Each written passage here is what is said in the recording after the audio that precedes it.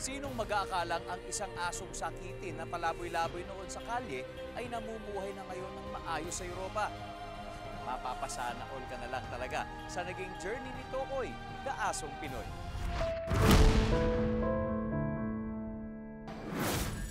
Taong 2019, nang mapulot ni Elizabeth Carpentero ang isang palaboy na tuta sa Baybay City, Leyte.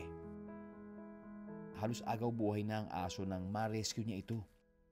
Makalipas ang 2 linggo, malaki na ang ipinagbago ng tuta. Si Tokoy ang kauna-unahang pet ni Elizabeth. Tokoy has been my companion at napapasaya niya po talaga ako na ipa-feel ni Tokoy sa akin that we do really have a special connection sa isa't isa. Pero noong pandemya mahigit 1 taong nawalay si Elizabeth kay Tokoy. Nabigyan kasi siya ng pagkakataong mag-postgraduate study sa Spain. Ang fears ko po noon nung nagkawalay kami ni Tokoy ay baka makalimutan niya na po ako. Bali yung mama at ate ko po ang nag-alaga kay Tokoy habang nandito pa po ako noon sa Europe. Nang bumalik sa Pilipinas si Elizabeth noong 2022, naging mailap si Tokoy. Nagtampo ito sa amo. Uy! Koy! Uy! Pero hindi rin nagtagal, nagbalik ang pagiging palambing sa kanya ni Tokoy. Kasamang dumating ni Elizabeth sa Pilipinas ang kanyang Espanyol na boyfriend na si Fran. Mabilis itong nakasundo ni Tokoy.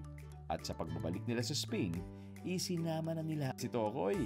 Abangan ang mga travels ng Pinoy Aspen. Ang Aspen na si Tokoy, residente na ng Espanya. Pero alam niyo bang parang tao, kailangan din niya ng mga travel documents. At kung para sa ating mga tao ay challenging na ang kumuha ng visa sa Europa, paano pa kaya ang asong tulad niya? May interview din ba kaya?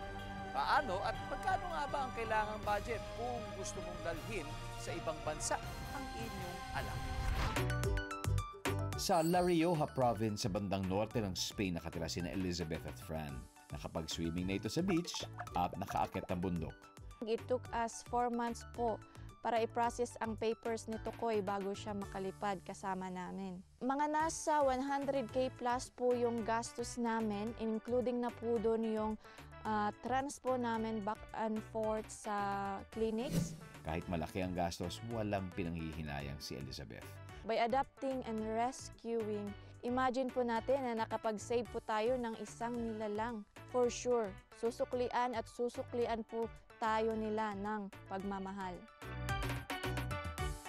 Ang kwento ni Tokoy ay siguradong magsisilbing inspirasyon at makapagpabago sa buhay ng mga kaibigan nating hayop.